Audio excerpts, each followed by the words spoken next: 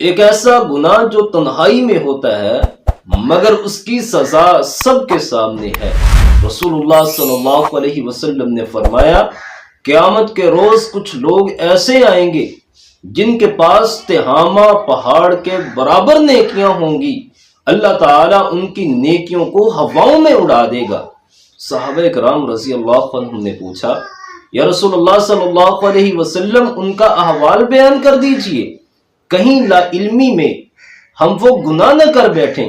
تو نبی اکرم صلی اللہ علیہ وسلم نے فرمایا، وہ تمہارے بھائیوں میں سے ہوں گے، تمہاری قوم میں سے ہوں گے، تمہاری طرح راتوں کو عبادت کرنے والے ہوں گے، لیکن ان کی تنہائیاں پاک نہیں ہوں گی، تنہائیوں میں وہ حرام کاموں کا ارتکاب کرنے والے ہوں گے۔